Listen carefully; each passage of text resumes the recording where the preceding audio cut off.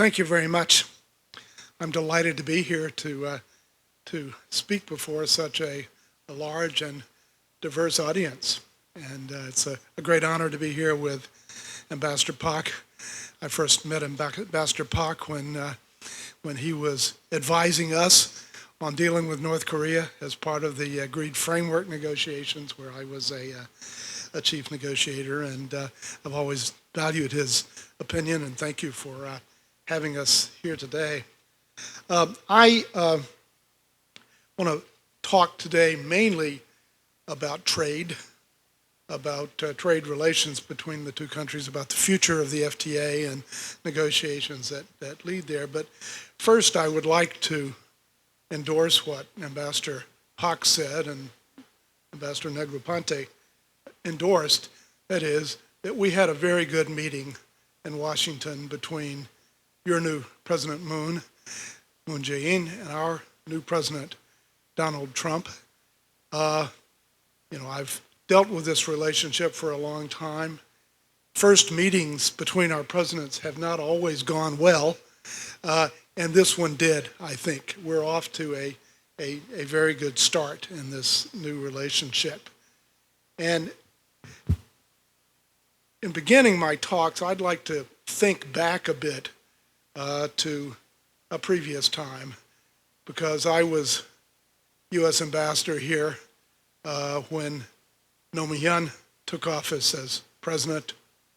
Lots of people worried about how the United States and Korea were going to get along with this a conservative in the U.S. and a progressive in Korea.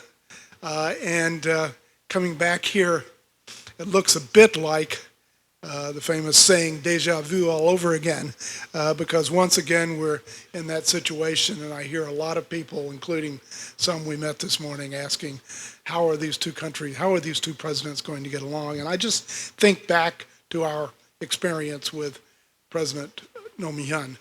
I'll have to confess that the optics of the relationship were not always great. We didn't always didn't always speak the same way, but in fact we really got a lot done during that time when Roh Moo-hyun was Korea's president, and I was pleased to be here at the formation of that administration.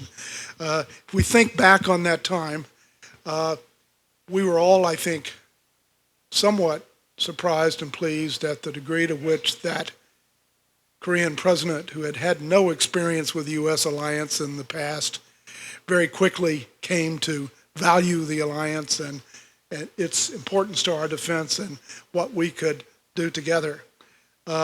We began under the Roh Moo-hyun period our most energetic effort to modernize the defense relationship with the plans to move U.S. forces south of the Han River, where our forces could exercise more safely.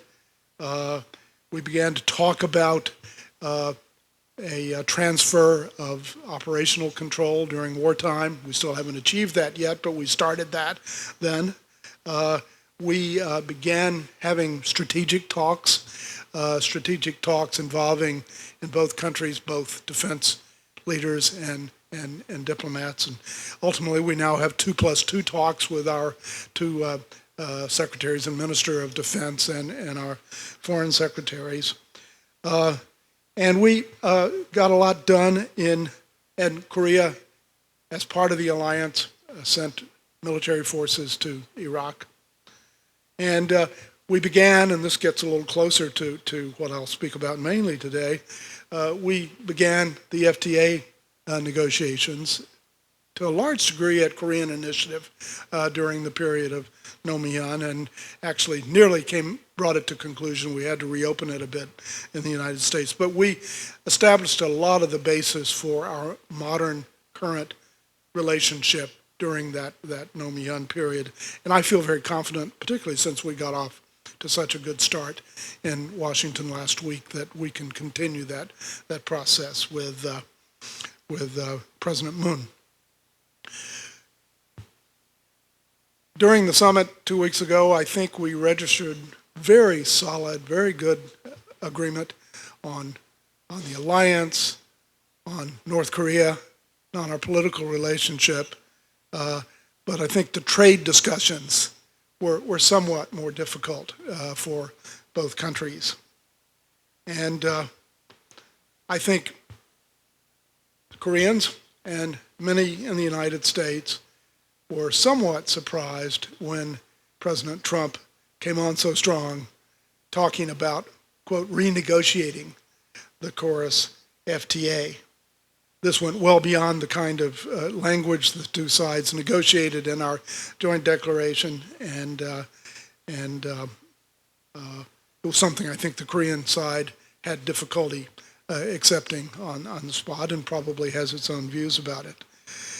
I was somewhat surprised because I believe the mainstream view in the U.S. business community and in respected economic circles in the United States is that the Chorus Free Trade Agreement is the best free trade agreement we have had.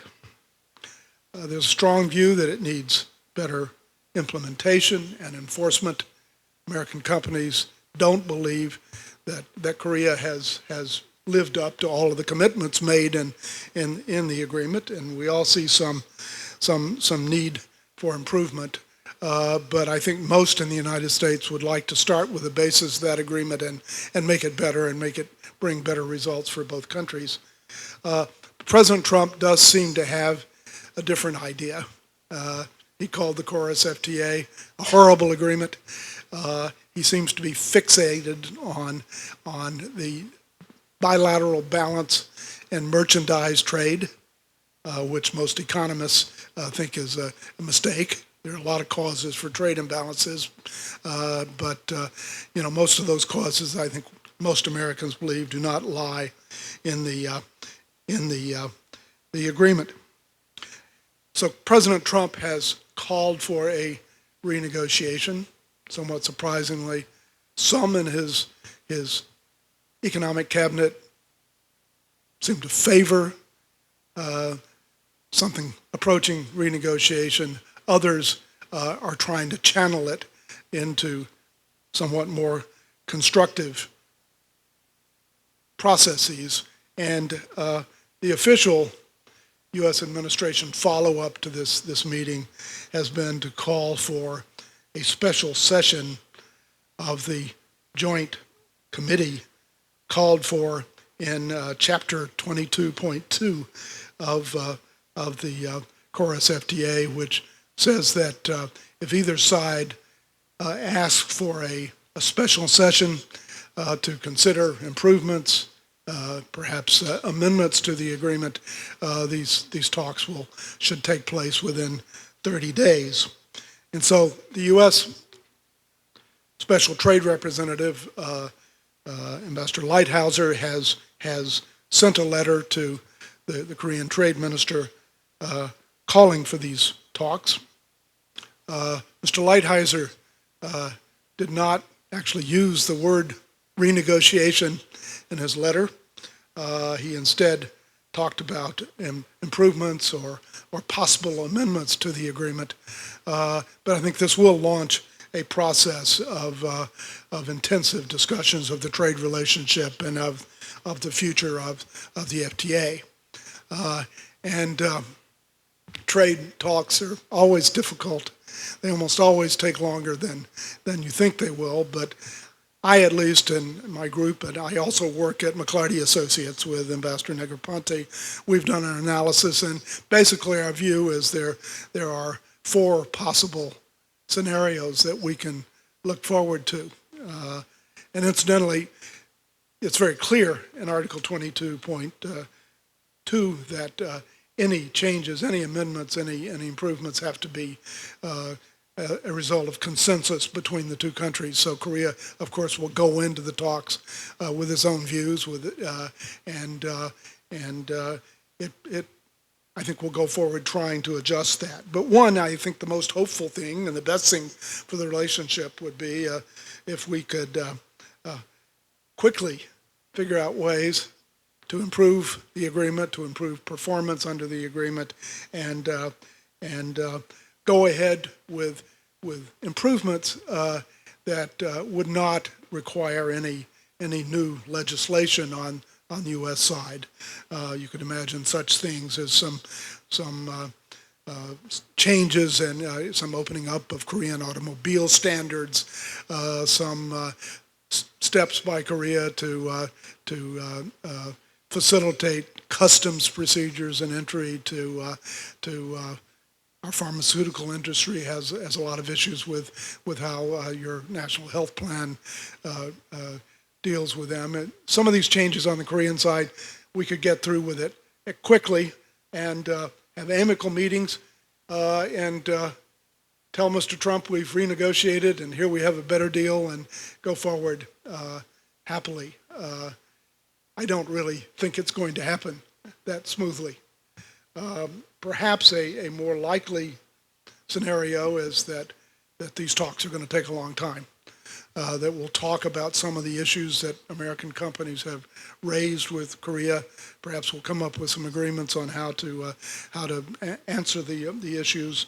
But we don't really get there that smoothly, and the talks go on for a long time, and that leads perhaps to a third possible scenario, and this brings the U.S. Congress very much into action, that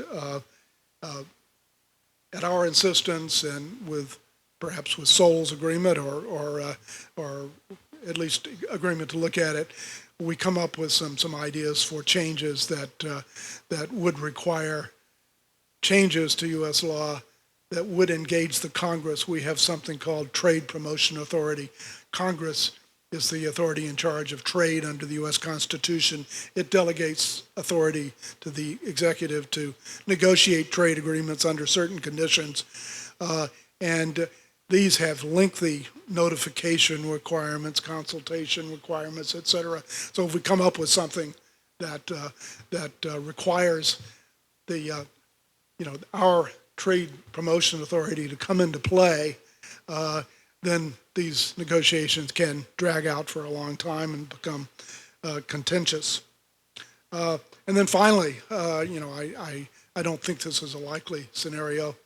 We can go through a lengthy set of talks and fail to come up with an agreement, fail to come up with a basis for retaining the FTA, the chorus FTA, and then one side or the other or both sides agree it should be terminated, and that takes a 6-month notification period. I don't really think we're going to get there.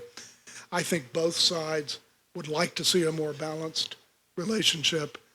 Both sides attach great importance to the broader U.S. relationship, our alliance relationship, and I think there's every incentive to try to get through this process without some kind of rupture. And that will, of course, require, I think, compromises on both sides. And let me just end about talking about some of the constraints that I think will affect whether Trump can succeed in actually renegotiating chorus. And one constraint is, again, as I said at the outset, that most business leaders in the United States and sensible economic policy officials don't see chorus renegotiation as the right way to create a better trade balance. Korea has come up with a number of ideas of how to increase exports in a hurry, imports in a hurry. The trade balance is improving every month this year. Perhaps we can find that we answer the problem, we resolve the problem without detailed negotiations. I think I've listened to Koreans, and I think Americans agree that we need to take the broad picture into account, that we need to count the jobs created by Korean investment in the United States. We need to take into account our big surplus in trade and services, and we need to take into account our military sales and other things. So, I think Korean arguments will have some resonance in the United States, but again, the president is looking, I think, for for some decisive action. Koreans will have to make a strong case. Another factor is Congress. Congress, of course, approved the existing FTA. Many members of Congress are still attached to the provisions. The four leading, the Republican and Democratic leaders of both the House and Senate trade committees have written a letter recently reminding the administration that they have a role in trade agreements, that they expect to be consulted, and they expect that our Trade Promotion Authority to come into play if required during that process. Finally, there's a lot else going on in trade. We're in the process of improving, perhaps amending our NAFTA trade agreement with Canada and Mexico. We got some big trade issues with China that we're going to be trying to deal with. There is discussion of special measures to protect U.S. steel industry on national security grounds. That issue has not yet been decided. It's still being debated quite strenuously, but that will come into play. So I think the bottom line here is that we are going to enter into another period of intensive trade talks. They're never easy. Our president wants fairly dramatic change. It may be hard to achieve that. But even as Korea needs to decide, we need to decide bilaterally what to do about KORUS. The trade debate will be still going on in Washington, and I think it's too early to predict when it will actually come out. But I urge Korea to take this matter seriously and come prepared to make its case persuasively. Thank you very much.